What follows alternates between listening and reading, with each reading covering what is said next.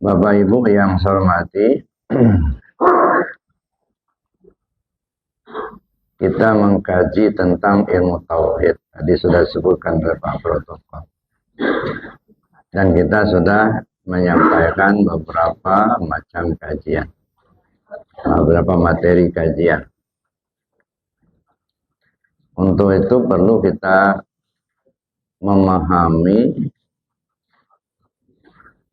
pertama arah. Kemana sih arah hidup kita ini? Sebenarnya arah hidup kita ini sudah jelas. Ya, ingin kembali kepada Allah. Nah, untuk kembali kepada Allah itu, maka kita perlu memahami beberapa langkah. Yang pertama, cara kita untuk kembali kepada Allah. Yang kedua, tentu yang pertama sebenarnya Allah yang akan kita tuju itu seperti apa. Nah, untuk itulah kajian tauhid ini mengarah ke sana. Bagaimana cara kita untuk memahami tentang adanya Allah? Maka langkah yang perlu kita lakukan adalah mengkaji tentang diri kita. Jadi untuk memahami tauhid, maka kita perlu memahami diri kita. Nah, untuk memahami diri kita ini, maka kita perlu mengkaji melalui kajian sifat 20. Nah, ini yang sudah kita bicarakan beberapa kali pertemuan dulu, untuk mengkaji sifat 20. Untuk itu pada kesempatan ini, saya ingin mengajak Bapak Ibu semua untuk kembali mengkaji sifat 20 itu kaitannya dengan diri kita, dengan metode khusus atau metode lain. Ya. Mari kita sama-sama supaya kita bisa lebih memahami. Jadi saya dulu, Bapak Ibu ikuti. Bismillahirrahmanirrahim. Adapun kita mengaji tarekat, makna tarekat jalan kepada Allah. Mana yang menjadi jalan kepada Allah? Yaitu dua perkara. Pertama, tubuh yang zahir, artinya tubuh yang kasar. Yang kedua, tubuh yang batin, artinya tubuh yang halus. Ruh namanya, nyawa namanya, Muhammad namanya. Sebelum kita berguru, guru belum mengajarkan kepada kita, terbenarlah oleh kita, tubuh kasarlah yang hidup, tubuh kasarlah yang tahu, tubuh kasarlah yang berkuasa, tubuh kasarlah yang berkehendak, tubuh kasarlah yang melihat, tubuh kasarlah yang mendengar, tubuh kasarlah yang berkata-kata. Sesudah kita berguru, Sesudah kita berguru, guru sudah mengajarkan kepada kita guru sudah mengajarkan kepada kita hidup tubuh yang kasar hidup tubuh yang kasar karena hidup tubuh yang halus. karena hidup tubuh yang halus. Tahu tubuh yang kasar Tahu tubuh yang kasar karena tahu tubuh yang halus. karena tahu tubuh yang halus. Berkuasa tubuh yang kasar Berkuasa tubuh yang kasar karena berkuasa tubuh yang halus. karena berkuasa tubuh yang halus. Berkehendak tubuh yang kasar Berkehendak tubuh yang kasar karena berkehendak tubuh yang halus. karena berkehendak tubuh yang halus. Melihat tubuh yang kasar Melihat tubuh yang kasar karena melihat tubuh yang halus. karena melihat tubuh yang halus. Mendengar tubuh yang kasar Mendengar tubuh yang kasar karena mendengar tubuh yang halus. karena mendengar tubuh yang halus. Berkata-kata tubuh yang kasar Berkata-kata tubuh yang kasar karena berkata-kata tubuh yang halus. karena berkata-kata tubuh yang halus. Tubuh yang kasar itu Tubuh yang kasar itu diliputi oleh tubuh yang halus. diliputi oleh tubuh yang halus, Tidak bersisi, tidak bersisi, tidak berhingga. tidak berhingga. Tubuh haluslah yang hidup. Tubuh haluslah yang hidup. Tubuh haluslah yang tahu. Tubuh haluslah yang tahu. Tubuh haluslah yang berkuasa. Tubuh haluslah yang Tubuh berkuasa. haluslah yang berkehendak. Tubuh haluslah yang berkehendak. Tubuh haluslah yang melihat. Tubuh haluslah yang melihat. Tubuh haluslah yang mendengar. Tubuh haluslah yang mendengar. Tubuh haluslah yang melihat. Tubuh haluslah yang melihat. Tubuh haluslah yang berkata-kata. Tubuh haluslah yang berkata-kata. Menghampir-hampirkan paham. Menghampir-hampirkan paham. Ibarat burung dalam sangkar. Ibarat burung dalam sangkar. Bergerak burung bergerak sangkar. Bergerak burung bergerak sangkar. Tenang burung tenang sangkar. Tenang burung tenang sangkar. Akan tetapi Jalan juga baru namanya. juga baru nam. Adapun kita berjalan kepada Allah, Adapun jalan kita berjalan kepada Allah, di Allah baru berhenti.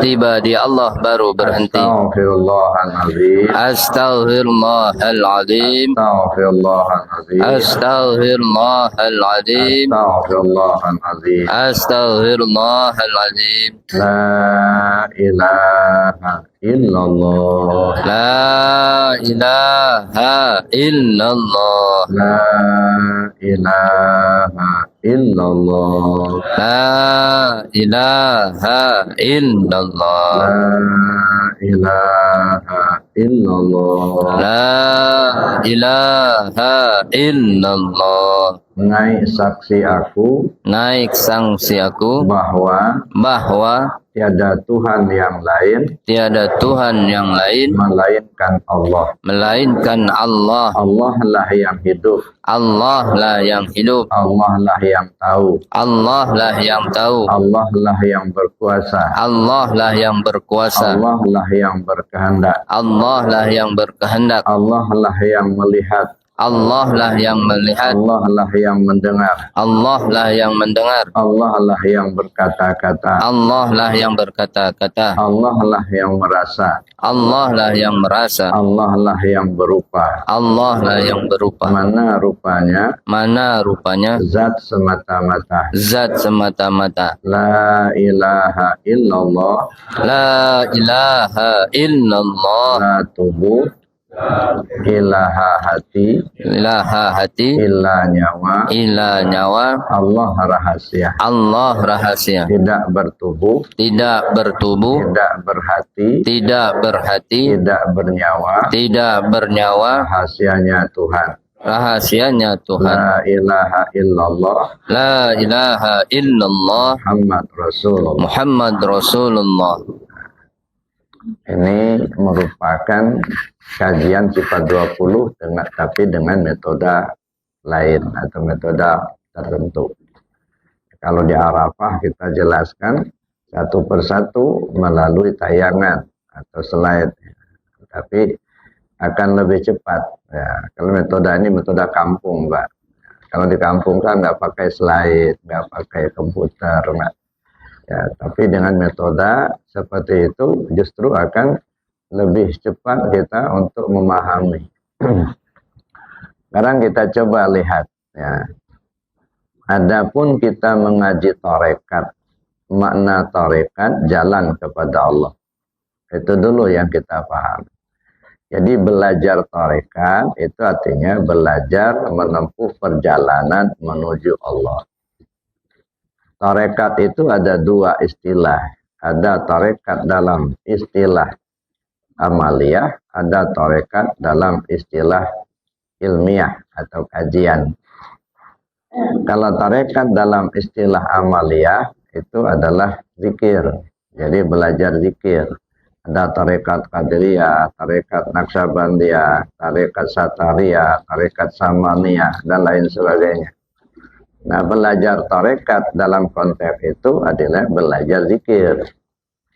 Nah, makanya ketika kita belajar tarekat dalam konteks ini, tidak banyak kajian. Ya, yang diperlukan pengamalan. Jadi akan tidak berarti kalau kita hanya mengkajinya tapi tidak diamalkan. Bagaimana cara kita belajar mengamalkan zikir? Nah, kita pelajari, namanya talqin zikir. Itu belajar tarekat dalam konteks amaliyah. Nah, sudah talqin zikir, nah disitulah pengamalan. Makanya dalam tarekat tidak dibutuhkan kajian dulu. Yang diutamakan itu pengamalannya. Nah, mana yang zikir jaharnya, mana yang zikir khafinya, nah, nanti mana yang zikir ampasnya, mana yang disebut khatamannya, itu diamalkan. Makanya ya setiap kita ngaji tarekat dalam konteks ini adalah pengamalan zikir. Alhamdulillah kita setiap kita mengkaji ya waktu saya diberi waktu untuk mengkaji, selalu selesai salat subuh itu kita coba amalkan zikirnya dulu. Gitu ya. Ini kan merupakan pelaksanaan dari amaliyah zikir yang sudah kita pelajari dengan talqin zikir. Nah, karena itu merupakan suatu amaliyah dalam tarekat, maka tidak hanya dibatasi pada saat giliran saya saja. Jadi setiap kali setelah selesai sholat fardu kita amalkan.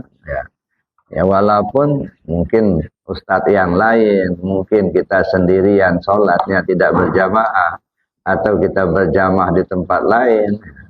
Pokoknya konsepnya itu setiap selesai sholat fardu amalkan zikir dengan kalimat la ilaha illallah. Jadi jangan dipahami zikir la ilaha illallah itu diamalkan ketika ada saya gitu. Zikir itu bukan milik saya.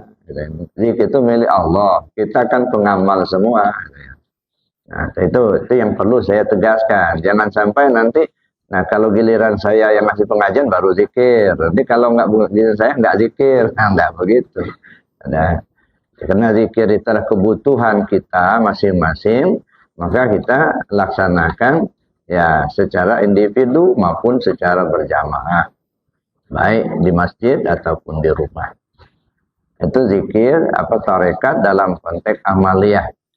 Yang kedua, tarekat dalam pengertian bahasa, jalan. Ya, jalan. Jadi tarekat dalam pengertian bahasa atau dalam pengertian kajian. Adapun kita mengaji tarekat, makna tarekat jalan kepada Allah. Nah, ini yang kita pahami dulu, jalan untuk menuju Allah. Bagaimana caranya supaya kita bisa mengenal Allah itu dulu. Sebab tujuan utama manusia diciptakan Allah untuk mengenalnya. Maka berulang-ulang saya sampaikan, tujuan utama manusia diciptakan Allah bukan untuk ibadah, tetapi untuk mengenal Allah. Ini tujuan utama lah. Ya.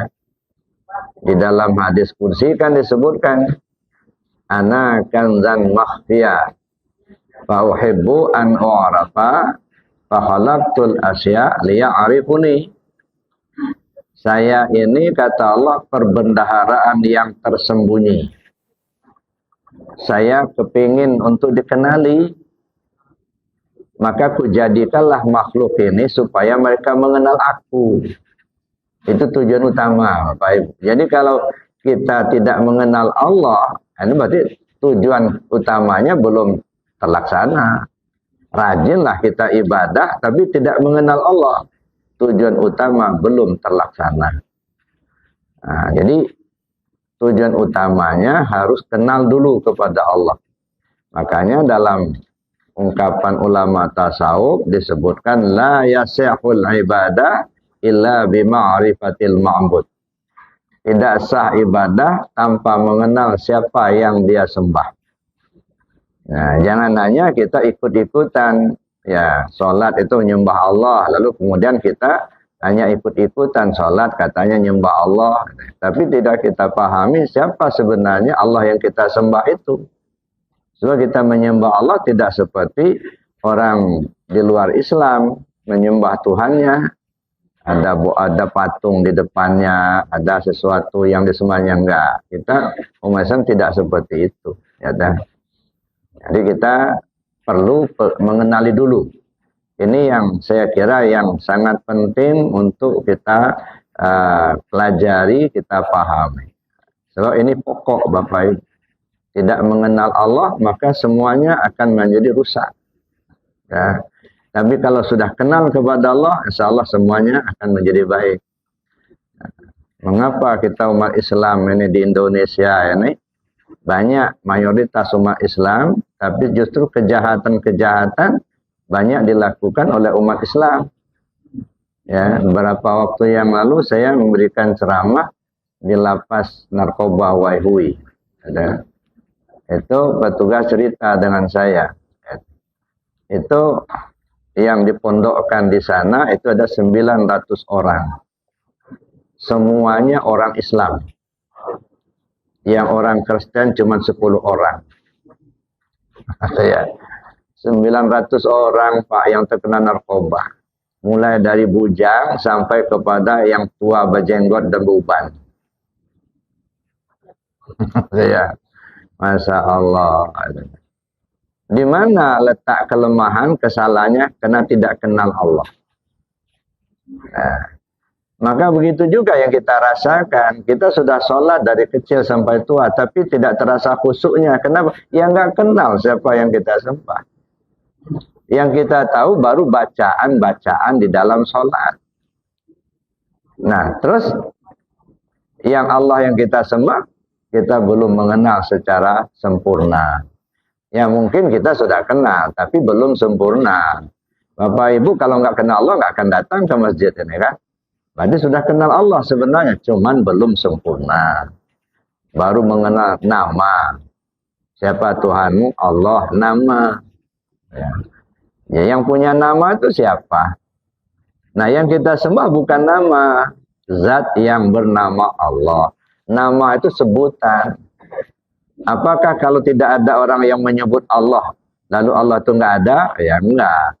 Sedunia ini nggak ada yang nyebut Allah. Allah itu tetap Tuhan, tetap ada. Nah, jadi yang namanya Tuhan itu, yang Tuhan Allah itu, yang tidak berhuruf, tidak bersuara. Ya. Yang tidak disebut. Ya. Tidak disebut namanya, tapi dia ada. Gitu.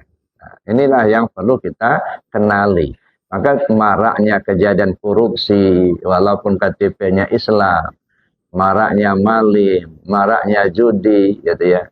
Kenapa? Ya nggak kenal Allah. Nah, maka tujuan utama bagaimana kita untuk mengenal Allah itu. Sebab gini, tujuan akhir kehidupan kita ini kan kembali ke Allah. Inna lillahi wa inna ilaihi raji'un. Nah, untuk bisa kita kembali kepada Allah itu, kita perlu mempelajari langkah-langkah. Nah, ada langkah-langkah. Pertama, langkah syariat. Nah, ini langkah pertama. Nah, langkah syariat ini artinya aturan-aturan, hukum-hukum, perbuatan tubuh. Nah, ini ya. Ya, makanya saya katakan yang namanya syariat itu perbuatan tubuh. Maka medianya itu ucapan dan perbuatan. Jadi semua ilmu yang berkaitan dengan ucapan dan perbuatan itu syariat melulu itu. Nah itu dulu, artinya ngatur tubuh. Gimana caranya tubuh ini untuk menuju Allah begitu. Nah, setelah itu kita mengatur hati kita ini. Nah, Nah, bagaimana supaya hati kita terarah? Maka ilmunya ilmu tarekat. Nah, lalu kemudian bagaimana mengatur rasa? Ya, rasa. Maka ilmunya ilmu hakikat. Maka medianya rasa. Nah, lalu kemudian mengatur rahasia diri kita. Nah, lalu apa medianya? Dengan metode pandang. Nah, makanya zikir yang 4, zikir tarekat, zikir syariat, tarekat, hakikat, ma'rifat, zikir syariat dengan ucapan perbuatan, zikir tarekat dengan ingat, zikir hakikat dengan rasa, zikir ma'rifat dengan pandang. Nah, ibarat kita makan. Nah, ini satu ibarat Bapak Ibu. Sebelum kita lanjutkan materi pada 20 tadi. Nah, kita kan ingin menuju Allah nih. Gitu ya. Pokoknya hidup kita ini gimana supaya bisa kembali kepada asal. Nah, yang namanya kembali ke asal itu, gitu ya, dari mana kita berasal, ke situlah dia kembali. Makanya disebut inna lillah wa inna ilaihi rajiun. Asalnya dari Allah, balik ke Allah lagi. Gitu. Ambil contoh. Ini air. Air ini bisa diminum. Tapi ketika dia masuk freezer, dia beku jadi batu. Nah, ketika dia sudah jadi batu, itu bukan air lagi. Itu. Sudah batu. Diminum nggak bisa. Dilemparkan bengkak. Karena udah jadi batu. Nah, bagaimana batu es itu bisa kembali ke asal? Asal air kembali ke air, gitu. Jadi jangan dibayangkan ketemu Allah itu seperti kita ketemu kawan kita. Seperti kita ketemu makhluk. Nanti bagaimana kita kalau ketemu Allah di akhirat? Emangnya kalau ketemu Allah di akhirat bayangannya seperti apa? Nah, jangan dibayangkan ketemu Allah itu kayak kita ketemu teman kita. Salaman, cium tangan, gitu ya, enggak.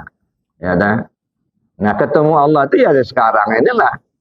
Maka saya katakan, kalau tidak ketemu Allah sekarang, nggak bakal ketemu di akhirat.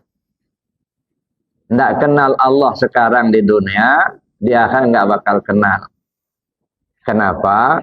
Karena Allah yang ngatur akhirat itu nanti, justru ya Allah yang ngatur dunia ini sekarang. Nggak ganti-ganti. Dan Allah itu bersifat bako. Bako itu artinya kekal. Kalau kekal itu nggak berubah-ubah, enggak. Ya dah. Ya enggak, kalau di dunia sekarang ini misalnya dia enggak kelihatan. Nanti kalau sudah di akhir kelihatan gitu ya enggak. Yang ngelihat itu bukan mata kepala, pengetahuan kita. Namanya ma'rifat gitu ya. Sekarang aja bagi orang yang paham udah ngelihat kok Allah itu terlihat jelas. Ya. Jadi kalau kita tidak melihat adanya Allah, bukan Allahnya yang tidak ada, kitanya yang jadi masih buta. Sejelas ini adanya Allah, tapi tak terlihat oleh kita. Bukan Allah yang nggak ada, saya kata. Tapi Allah, kitanya yang masih buta. Nah, kita ambil contoh. Umpama, ya, kita ini ingin mengenyangkan perut. Ya, katakanlah kita ini masih alam kosong. Ya. Kita ingin supaya perut kita ini kenyang. Apa yang harus kita adakan? Nah, terbayanglah di kita, taruhlah kita fokus ke nasi. Nah, coba ibu-ibu diam dulu ya. Nanti nggak nyambung ini nanti. Ini bukan ceramah, ini ngaji. Ya. Ini bukan ceramah, tapi ini ngaji, ya. Jadi perlu dipahami untuk dipakai, ya. Makanya saya sudah kasih tahu sempat yang lain. Kalau giliran saya minta zikir subuh. Kalau enggak usah. Saya mau berhenti aja. Kenapa? Enggak ada gunanya kalau kita paham kita tidak amalkan. Ya. Tujuan kita ingin membina diri kita. Supaya kita paham, bisa pulang kembali ke Allah. Kan itu tujuannya. Bukan memperbanyak ilmu pengetahuan, bukan. Ya, kalau hanya memperbanyak ilmu pengetahuan, nggak ada gunanya juga kalau nggak dipakai. Gitu ya. Nah, yang saya inginkan, gimana kita bisa selamat kembali ke Allah, itu saja.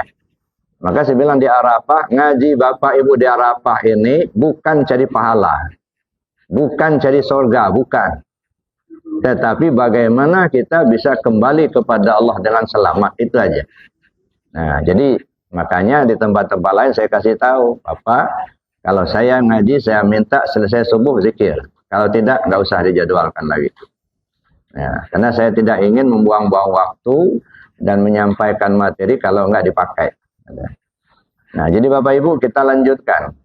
Bayangan kita katakanlah nasi. Nah, untuk bisa mengenyangkan perut kita. Lalu untuk mendapatkan nasi itu bagaimana? Lalu menampakkan diri, rasa nasi tadi yang masih dalam bayangan, itu menampakkan diri menjadi benih. Nah, ini yang disebut dengan zatul haq. Ya. Nah, jadi dari zatul haq, kemudian dia mentajalli kepada nur zat. Nah, itu menjadi benih. Nah, dari benih itu, benih padi, lalu kemudian tumbuh menjadi batang. Setelah menjadi batang, lalu muncul buah. Namanya buah padi. Setelah jadi buah padi, lalu kita olah menjadi beras. Ya. Setelah menjadi beras, lalu kita masak menjadi nasi. Setelah kita masak, lalu kita makan. Terasa ada rasa nasi. Setelah terasa ada nasi, maka perut kenyang. Nah, di sini kumpulan syariat, tarekat, hakikat, ma'rifat. Ya. Mana yang di syariatnya, ya kita katakanlah kita tanam padi, lalu kita siangin, kita pupuk, jadi batang padi. Kemudian dari batang muncullah buah, ya. Dari buah tadi kita biji-biji apa namanya biji padi atau buah. Nah, sudah itu kita tumbuk jadi beras. Nah, setelah kita tumbuk jadi beras, lalu kita masak. Jadi prosesnya bagaimana supaya mendapatkan beras. Nah, dari biji menjadi tumbuh, kemudian kita mendapatkan beras. Gimana supaya mendapatkan beras? Maka pengolahan itulah tarekatnya. Nah, setelah kita mendapatkan beras, lalu kemudian kita masak. Kita masak jadi nasi. Setelah jadi nasi, lalu kita makan. Nah, dimakan, dirasa nasi itulah hakikat. Nah, setelah kita makan, setelah kita rasakan rasanya nasi, lalu terjadi kenyang. Nah, kenyang itulah yang ma'rifat. Nah, jadi artinya, kalau sudah ma'rifat tidak ada kajian lagi. Maka saya katakan namanya ma'rifat itu tiada huruf yang akan disusun, tiada kata yang akan dirangkai, tiada kalimat yang akan disebut. Ya, tidak ada nyebut-nyebut lagi. Apa yang mau disebut lagi? Ya, tapi kalau masih jadi nasi, mana nasi tadi? Nah, masih bisa disebut. Ya, lalu kita makan, timbullah rasa. Nah, di rasa nasi semua orang tak bisa cerita rasa. Ya, Bapak Ibu kita semua dari kecil sudah makan nasi. Kalau orang tanya, Pak, apa rasanya nasi? Kira-kira bisa cerita nggak? Nggak bisa. Ya, Ibu bisa cerita apa rasa nasi? Nggak bisa. Paling-paling bisa kita katakan tuh nasi makan biar tahu rasa. Paling begitu. Iya kan? Kita cerita rasa nasi. Oh, manis-manis. Gula manis. Sama nggak manisnya nasi sama gula? Beda. Apa bedanya? Coba cerita. Nggak bisa. Oh, hambar. Tepung juga hambar. Air diminum hambar juga. Kira-kira hambar nasi dengan tepung sama apa beda? Beda. Apa bedanya? Coba cerita. Ini yang namanya nggak bisa dicerita, nggak kelu lidah. Maka disebutkan man arafa nafsahu faqad arafa rabbahu. Man arafa rabbahu kalla lisanuhu. Siapa orang yang mengenal dirinya, maka kenallah dia kepada Tuhannya. Siapa orang yang kenal kepada Tuhannya, kelu lidahnya. Nah, kelu lidah ini bukan telor. Kelu lidah itu nggak bisa diomongin. Ya, makanya dalam tasawuf disebut man lam yadzuq lam ya'rif. Siapa orang yang belum pernah merasakan, dia nggak akan pernah tahu. Ya, ceritalah tentang Tuhan, kalau dia belum pernah merasakan, dia nggak akan tahu. Ya, seperti hanya kita makan nasi tadi, ibaratnya. Ya, Walaupun kita sudah bertahun-tahun makan nasi, tapi rasa nasi tidak akan bisa diceritakan. Nah, Bapak Ibu yang saya hormati, jadi bagaimana caranya batu es tadi supaya kembali ke asalnya? Nah, kembali ke air lagi. Itu ya. Jadi kembali ke asal itu, asalnya air, kembali kepada air. Gitu. Asal kita dari Allah, kembali kepada Allah. Bapak Ibu yang saya hormati, jadi untuk proses kita bisa kembali kepada Allah, melalui salah satunya kajian sifat 20. Ya, makanya Allah itu tidak bisa dipikirkan. Zat Allah tak akan mampu kita pikirkan. Maka dilarang oleh Rasul. Tafakkaru fi khalqillah wala tafakkaru fi zatihi. Cukup kamu pikirkan ciptaan Allah saja, jangan kamu pikirkan zatnya. Patuhlik Anda bisa celaka. Bisa putus-putus saraf itu, bisa stres. Nah, makanya kita tidak mungkin kita mengkaji zatnya. Ya, tetapi yang kita kaji sifatnya atau ciptaannya. Nah, adapun kita mengaji tarekat, makna tarekat jalan kepada Allah. Mana yang menjadi jalan kepada Allah? Yaitu dua perkara. Pertama tubuh yang zahir, yang kedua tubuh yang batin. Tubuh yang zahir kita katakan tubuh yang kasar, tubuh yang batin kita katakan tubuh yang halus. Nah, sebelum kita berguru, guru belum mengajarkan kepada kita. Terbenarlah oleh kita tubuh kasar hidup. Nah, kan? Kan terasa oleh kita tubuh kasar ini hidup. Tubuh kasar yang tahu. Tubuh kasarlah yang berkuasa. Tubuh kasar yang berkehendak. Tubuh kasar yang melihat. Tubuh kasarlah yang mendengar. Tubuh kasarlah yang berkalam atau yang berkata-kata. Nah, di sini syariat namanya ini.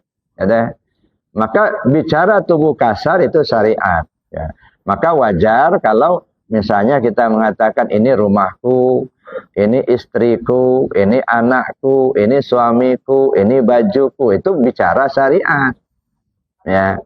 Ya, tapi ketika kita bicara urusan hakikat lain lagi. Kunya di mana letak kunya? Di kalau kunya kita letakkan kepada tubuh, ya tubuh yang hidup, tubuh yang tahu, tubuh yang kuasa, tubuh yang kehendak tadi, itu duduk di syariat. Nah, maka bisa kita kata ini mataku, ini telingaku, ya ini tanganku, ini kakiku. Kita duduk di syariat. Jadi yang kita bicarakan adalah zahirnya. Nah, itu yang kadang-kadang kita masih terpaku di situ. Masih terpaku di tubuh kasar inilah. Ya, kita kan bisa berpikir. Nah, kita bisa berpikir, masih kita merasa ada. Maka disinilah selalu benturan ketika kita mengkaji tentang ketuhanan. Kenapa? Karena kita masih merasa punya kemampuan. Di saat kita masih merasa punya kemampuan, maka kita tidak akan pernah bisa menghadirkan adanya Allah. Karena benturan terus.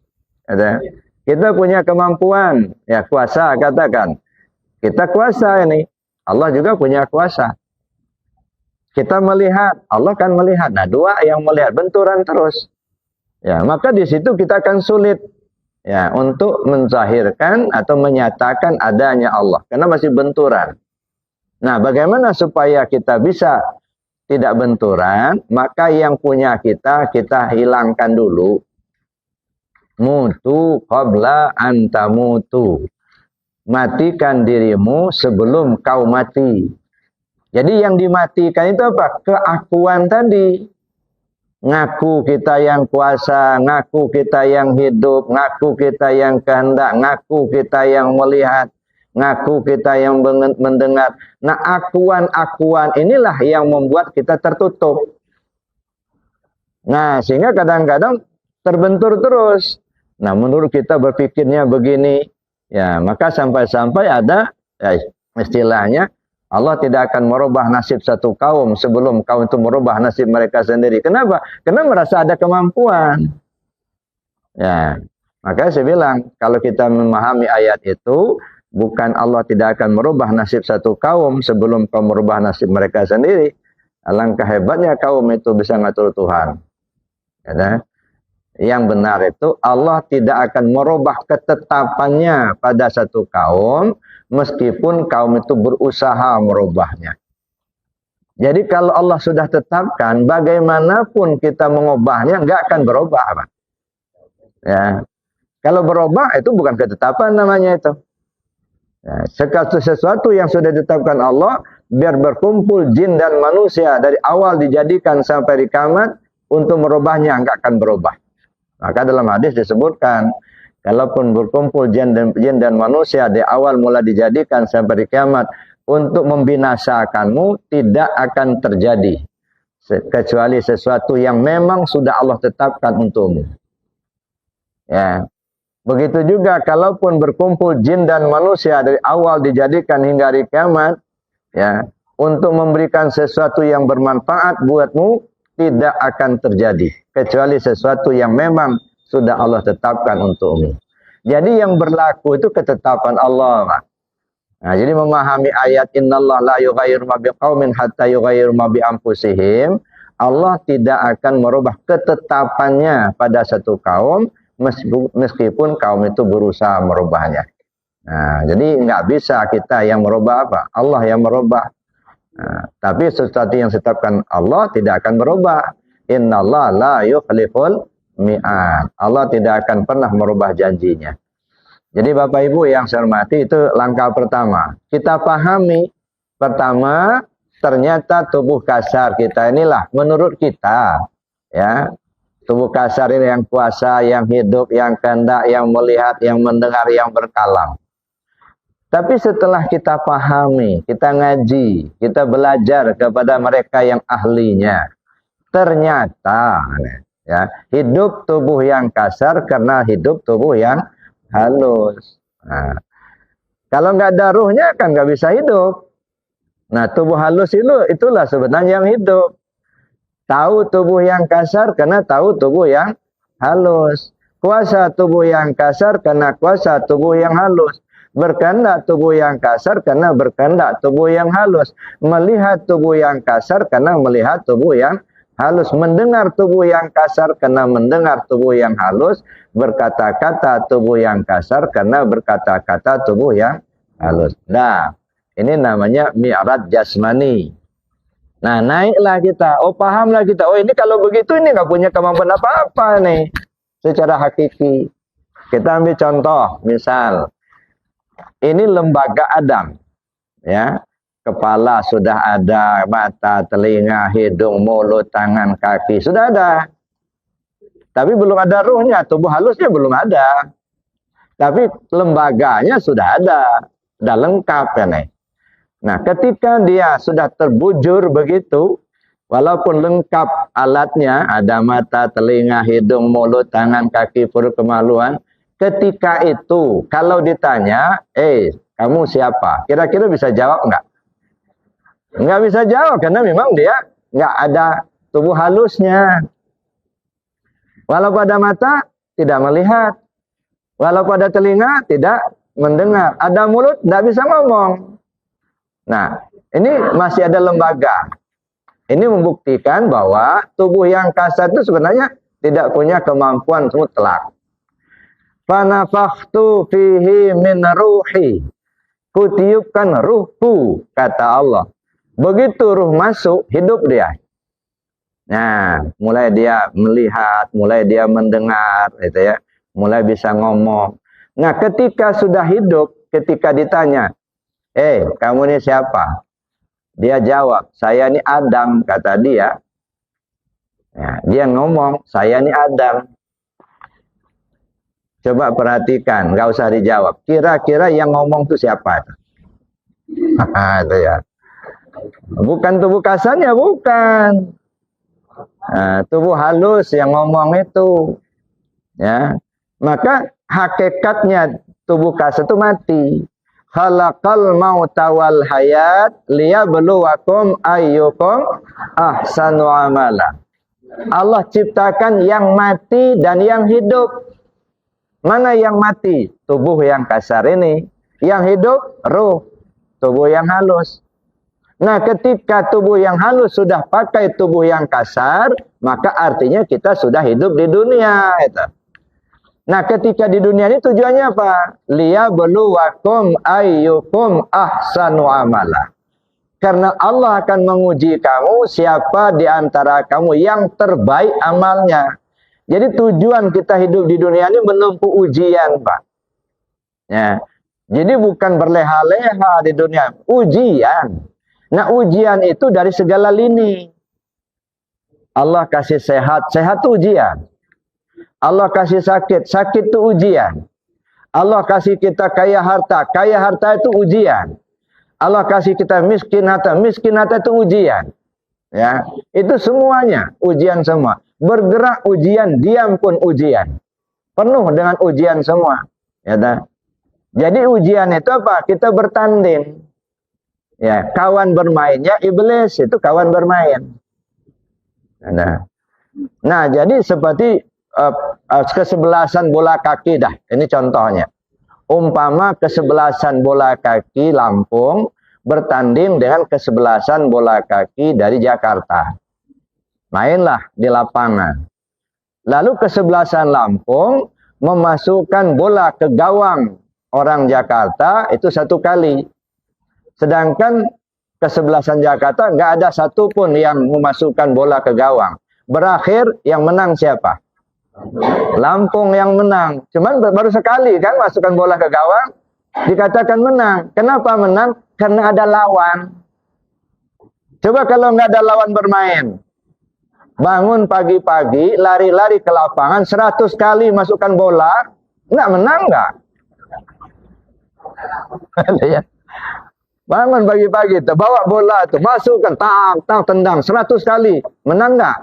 Enggak, kenapa? Enggak ada lawan. Ya, maka iblis itulah kita lawan bermain. Maka ketika kita menang, berterima kasih sama iblis. Makasih iblis, kau sudah ya menjadi kawan bermain saya. Alhamdulillah saya menang. Cuman masalahnya kita ini kalah terus. Ini masalahnya. Gimana nggak kalah? Nih iblisnya sekilit. Iya, dia ngajak bermain. Dia ngelihat kita nggak lihat dia. Itu sekilit. Kalau sama-sama ngelihat kan enak. Ini enggak. Dia ngelihat kita nggak ngelihat dia. Diajak main. Makanya kalah terus kita. Makanya kata Allah, berlindunglah kepada Allah dari godaan setan. Kata ya. Nah, bagaimana cara berlindung kepada Allah itu? Apa kita banyak-banyak auzubillah itu? Mungkin ya setan juga ngerti juga auzubillah itu. Ya, itu kalimat itu ya. Istilah kalau ada orang kesurupan, kalau zaman dulu Pak, orang kesurupan baca ayat kursi itu langsung kabur. Sekarang dibaca ayat kursi, dia ikuti baca kursi itu. Rupanya hafal pula dia.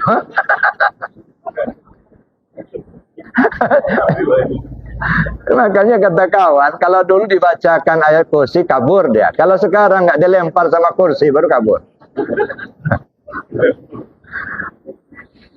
Jadi Bapak Ibu yang saya hormati itu tahap kedua. Jadi pahamlah kita, ternyata tubuh yang kasar ini hakikatnya mati.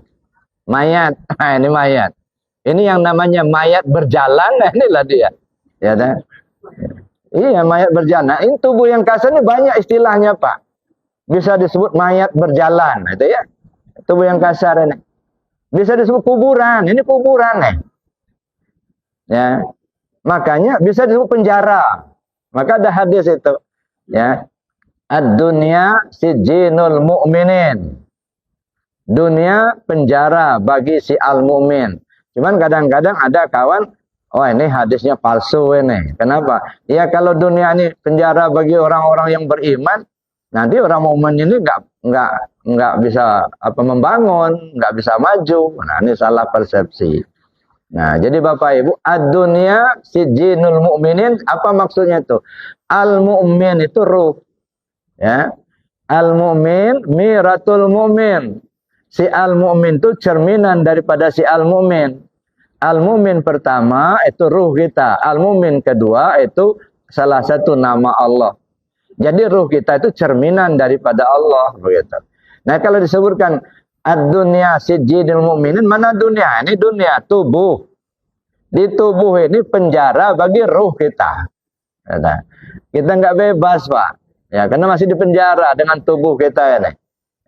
Begitu kita sudah nggak ada dipakai tubuh lagi, bebas. Maka kata orang, manusia ini sebenarnya tertidur semua. Setelah dia mati, baru bangun. Gitu. Ada ya. Cuman kita ini takut kalau mau mati itu. Nah, cuman saya ya, mungkin ya, nggak tahu juga ya. Dulu waktu mau lahir, itu nangis-nangis baru sampai di bumi. Ya. Nangis-nangis. Begitu dilihat, kena ruhnya bayi itu kan masih terang. Gitu. Kelihatan, lupa jalan di sana, lupa kenyamanan, keindahan di alam sana. Begitu turun di bumi, kelihatan banyak ya huru-hara, banyak maksiat di bumi. Sementara jalan pulang ke sana sudah lupa, sudah nggak bisa, kita sudah turun ke bumi, makanya nangis bayi itu. Ya, takut hidup di bumi. Begitu sudah besar, dikasih Allah mainan, enak juga rupanya di bumi. Enak dikasih mainan, dikasihlah jabatan, dikasihlah duit, dikasih mobil, dikasih rumah, dikasih istri, dikasih anak atau suami. Itu mainan semua itu. Ya, cuman banyak terlena dengan mainan. Sehingga enaknya kita dengan mainan itu takut kita mau mati gitu. Jangan-jangan begitu mati, oh ini enak ya di akhir, kenapa nggak dari dulu gitu. Ada ya. Nah, jadi itu Bapak Ibu.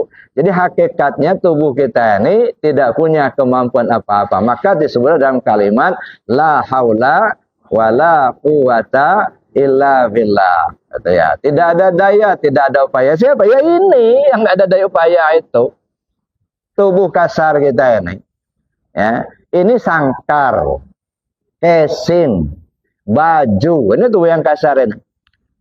Ya, jadi jangan terlena kita. Tapi zaman sekarang banyak yang tertipu, Pak. Casingnya bagus, ya, harganya mahal, walaupun isinya nggak bagus, ya. Ya.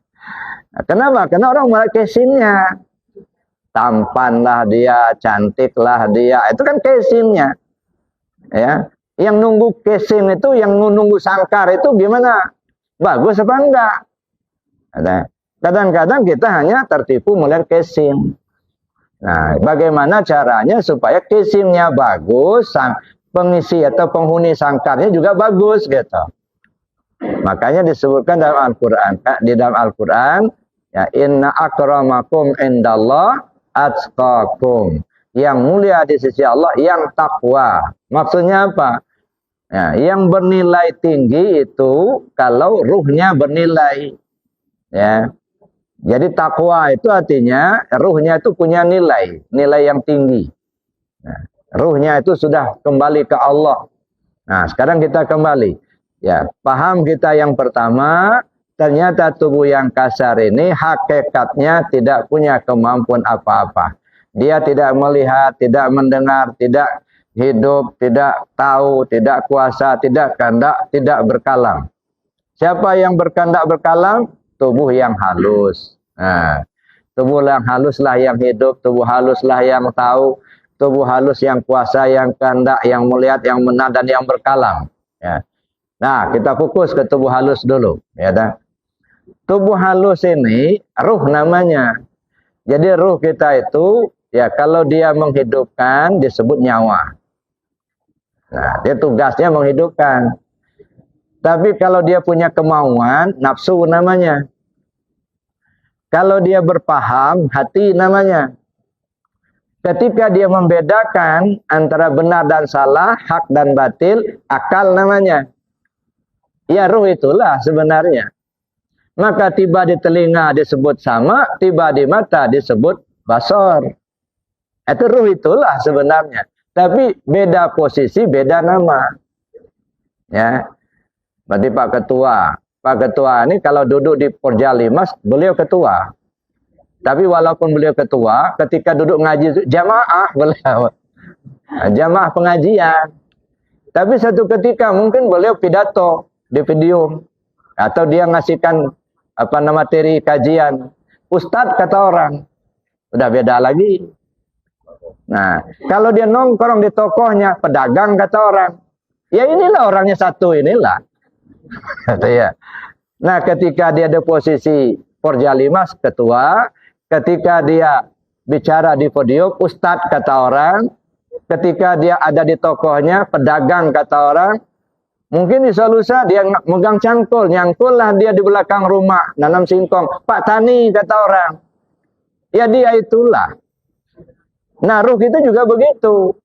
Tiba di hayat dia disebut dengan nyawa, ketika dia memahami hati, ketika dia membedakan akal, tiba di mata basor, tiba di telinga sama, ya itulah dia.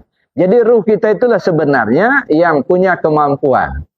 Ya, dialah yang hidup, dialah yang tahu, dialah yang kuasa, dia yang kehendak, dia yang melihat, dia yang mendengar. Ya, makanya ketika kita berbuat baik, kita dalam artian tubuh yang kasar berbuat baik, ruh kita kan ikut. Ya, ikut berbuat baik juga. Kenapa? Karena tubuh nggak bisa bergerak kalau nggak ada ruh. Ketika tubuh yang kasar ini berbuat jahat, maling misalnya, ruh kita ngikut juga. Nggak mungkin lah ketika dia maling, ruhnya tinggal di rumah. Ya, nah jadi itu kita kembali. Jadi fokus kita kepada tubuh yang halus. Ya, nah sekarang tubuh yang halus itu ada di mana? Nah di sini masalahnya tubuh yang halus itu tidak bersisi, tidak berhingga. Nah, apa maksudnya tidak bersisi, tidak berhingga? Dia tidak dapat ditempatkan pada satu tempat. Oh, dia di atas, dia di bawah, dia di kiri, dia di kanan, dia di muka, di belakang, di luar, nggak bisa. Kenapa? Karena dia meliputi. Contoh, ya. Di iris tangan kita sakit. Nah, coba cari sakit itu ada di mana? Ya. Lumpuh. Ada orang lumpuh, mati sebelah. Ya, yang sebelah kaki yang sedang nggak ada ruhnya di situ, pencet-pencet nggak ada rasa. Tapi yang masih bisa bergerak, dipencet, oh sakit katanya. Ya, jadi yang merasakan sakit itu yang mana? Tubuh apa ruh? Nah ruh kita itu. Jadi tubuh kita ini tidak mengalami sakit merasa kalau nggak ada ruh. Jadi yang menanggung susah senangnya dalam hidup ruh kita itulah. Ya, cuman kita ini kadang-kadang ngurusin tubuh kasar dengan tubuh yang halus, kayak ngurusi anak kandung sama anak tiri. Iya. Kalau ngurusi anak kandung, ya dirawat bagus-bagus. Tapi anak tiri kadang-kadang dipukul-pukul, dikurung-kurung. Ada. Nah, begitu tubuh kita sakit, wah, pusing kita gimana cari obat. Walaupun mahal nggak apa-apa, habislah duit, yang penting sehat. Itu ngurusin tubuh yang kasar ini seolah-olah ngurus anak kandung. Demam, sakit, apalagi kalau sakitnya sudah kronis begitu, ya. Misalnya kena tumor, kena kanker, macam-macam lah penyakit yang keren-keren itu. Ya. Masya Allah, biarlah hartanya habis, yang penting sehat. Kenapa? Cepat kerasa. Tapi ruhnya yang sakit nggak diurus. Ruhnya dari dulu sudah sakit. Apa sakitnya? Dendam. Itu penyakit batin. Iri, dengki, hasut. Nah, ini namanya penyakit batin semua. Tapi nggak ada upaya untuk ngobatinnya. Enak, enjoy aja. Ya. Sampai tua masih enak juga ngerasa. Kenapa nggak kerasa sakit? Padahal bahaya penyakit batin itu lebih besar daripada bahaya penyakit zahir, Pak. Katakanlah penyakit yang paling keren itu kanker ganas. Paling-paling mati. Yang mati ya dia sendiri gitu. Yang sakit itulah yang mati. Cuman kalau penyakit batin, satu yang sakit sekampung bisa ribut, Pak. Gara-gara satu. Satu yang iri dengki, satu jamaah bisa ribut. Bisa pecah gara-gara satu, ya. Makanya al fitnatu asyaddu minal qatal. Fitnah lebih kejam dari pembunuhan. Kenapa? Kalau pembunuhan yang dibunuh itu saja yang mati. Kalau fitnah sekampung bisa ribut, Pak. Yang tadinya akrab begitu. Begitu tersinggung sedikit, enggak teguran lagi. Sampai berbulan-bulan enggak mau teguran. Kenapa? Ada penyakit. Ini yang harus kita hilangkan. Penyakit itu. Gimana cara menghilangkannya? Tidak ada cara lain kecuali zikir. Likulli syai'in siqala wa siqalatul qalbi zikrullah. Kita lanjut. Nah, tadi baru namanya mi'raj jasmani. Jasmani kita naik kepada ruh. Nah, sekarang kita mi'raj ruhani atau mi'raj ruhul kudus. Ruh kita itu ternyata dia enggak hidup juga, Pak. Dia hidupnya ruh itu karena hayat Allah, kata. Dia enggak punya hidup sendiri karena dia ciptaan. Dia juga makhluk. Ini yang disebut dengan muhdas qadim. Muhdas qadim itu ruh kita itulah. Jadi Bapak Ibu ya, kalau Allah dia tidak ada permulaan, tidak ada akhir. Itu Allah. Maka disebutlah Allah itu awal tiada permulaan, akhir tiada kesudahan. Tapi kalau ruh kita, dia ada permulaan tapi tiada akhir. Nah, ini ruh kita. Permulaannya ada. Ya, sebelum diberi Allah, kita kan enggak ada. Tapi setelah diberi, itu baru ada. Nah, tapi dia enggak ada akhir. Si ruh kita ini makanya disebut muhdas qadim. Karena dia makhluk ciptaan Allah, tapi dikekalkan oleh Allah. Maka ruh kita itu enggak pernah mengalami kematian, Pak. Wala taqulu lima yuqtalu fi sabilillah amwat bal ahya walakin la tashurun. Jangan kamu kira orang yang terbunuh di jalan Allah itu mati. Mereka hidup, cuma kamu yang enggak tahu. Yang terbunuh di jalan Allah, artinya jalan Allah ketetapan Allah. Ada yang mati kena sakit, ada yang mati kena tabrakan, ada yang mati kena kebakaran, macam-macam. Itulah ketetapan Allah. Apapun penyebabnya, sebenarnya mereka tidak mati. Mereka tetap hidup, cuman kamu yang enggak tahu, kata Allah. Kenapa? Dia tubuhnya sudah enggak ada. Nah, jadi ruh kita itu, dia ada permulaan tapi tiada akhir, tiada kesudahan. Jadi kalau dikatakan mati, tubuh Pak yang mati. Karena tubuh ini enggak dipakai oleh ruh lagi. Maka dia enggak hidup, maka disebut mati. Jadi kalau disebut mati ya, tubuh itu yang mati. Kalau diri kita yang sebenarnya, ruh kita itu, dia tidak pernah mengalami kematian. Muhdas qadim namanya. Ya ternyata ruh kita ini juga tidak hidup dengan mutlak. Dia hidup dengan hayat Allah. Dia mendengar dengan sama Allah. Dia melihat dengan basar Allah. Kalau begitu yang hidup siapa? Allah lah yang hidup. Yang tahu siapa? Allah lah yang tahu, Allah yang kuasa, Allah yang kehendak, Allah yang melihat, Allah yang mendengar, Allah yang berkalam. Dah, hilang tubuh, kita melihat hidup dan kuasa, kembali ke ruh. Ruh tidak pernah hidup, tidak pernah kuasa mutlak, yang kuasa, yang hidup itu adalah Allah. Nah, coba kita pandang. Ya, pandang tubuh yang zahir, kelihatan tubuh batin. Nah, begitu kita sudah melihat tubuh yang batin, tubuh yang zahir tak terlihat lagi.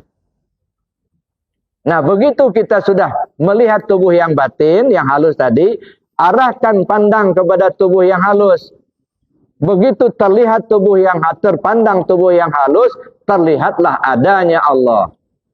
Nah, jadi makanya kayak kita ngaca, saya bilang. Ya, ini cermin, kita ngaca. Awal mulanya yang kita pandang cermin. Lalu kemudian kita ngelihat bayangan wajah kita di dalam cermin. Yang di dalam cermin bukan wajah kita, bayangan wajah kita. Ya, begitu kita asik masuk memandang bayangan wajah kita di dalam cermin, sampai-sampai cermin sudah tak terlihat lagi. Kita tidak melihat cermin enggak? Yang kita lihat bayangan wajah kita di dalam cermin. Nah, setelah kita melihat bayangan wajah kita dalam cermin, rasakan sebenarnya itulah aslinya diri kita. Ya. Walaupun yang kita lihat bayangan, tapi serasa-rasa melihat asli wajah kita. Maka ibu kalau bersolek nggak pernah keliru, karena lihat cermin. Sama. Ada. Walaupun yang di dalam cermin itu bukan wajah kita, bukan. Nah, hanya bayangan. Nah, kalau wajah kita kan dipencet-pencet nggak ada kesakitan, nggak ada. Nah, kalau di sini pencet, nah baru kesakitan. Nah, gitu gambarannya. Jadi Bapak Ibu, pada akhirnya apa kesimpulan? Yang hidup hanya Allah. Yang tahu itu Allah. Yang kuasa Allah. Yang kehendak Allah. Yang melihat Allah. Yang benar Allah. Yang berkalam Allah. Ini sudah nggak ada. Tubuh yang halus tak ada. Yang ada hanya Allah. Maka disebut tadi la haula wala quwata illa billah. Nah, nanti kita haluskan lagi. Saya kira cukup karena waktu yang sangat terbatas. Baru sampai di situ. Itu namanya mi'raj. Jadi yang mi'raj itu naik, Pak. Ya, nah, sekarang kan masih bulan mi'raj ini. Mi'raj naik. Salat itu mi'raj. Mi'raj itu naik. Kalau sudah naik, apa yang terjadi ketika Nabi Isra Mi'raj?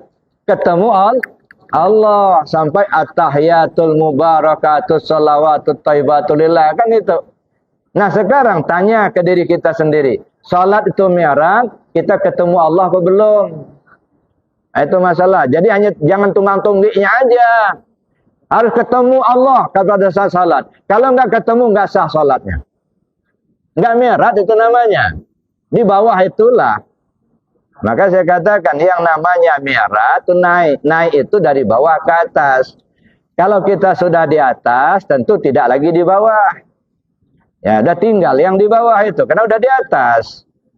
Ya, kalau masih di bawah juga belum naik namanya itu. Nah, pertanyaannya yang di atas siapa, yang di bawah siapa? Yang di bawah itu muhdas, yang di atas qadim. Kalau naik, berarti naik ke qadim. Begitu sudah naik ke qadim, muhdas tinggal. Kalau muhdas tinggal, tidak lagi kita yang merasa kita yang sholat. Kalau masih merasa kita yang sholat, masih nongkrong di bawah itulah. Belum naik, belum. Rajinlah sholatnya, hafallah bacanya. Tapi kalau masih merasa kita yang sholat, masih nongkrong di bawah itulah, enggak naik, enggak. Sedangkan tujuan sholat itu mi'raj, naik. Kalau sudah naik, ketemu, kan begitu. Makanya dalam sholat mesti ketemu Allah. Kalau enggak ketemu, tanda enggak naik. Nah, coba tanya ke diri kita masing-masing. Udah ketemu Allah belum? Gitu. Nah, mudah-mudahan kita diberi petunjuk oleh Allah Subhanahu wa taala. Amin. Allahumma amin. Saya kira demikian Bapak Ibu materinya untuk pagi ini karena kita dibatasi oleh waktu. Sementara saya akhiri. Assalamualaikum warahmatullahi wabarakatuh.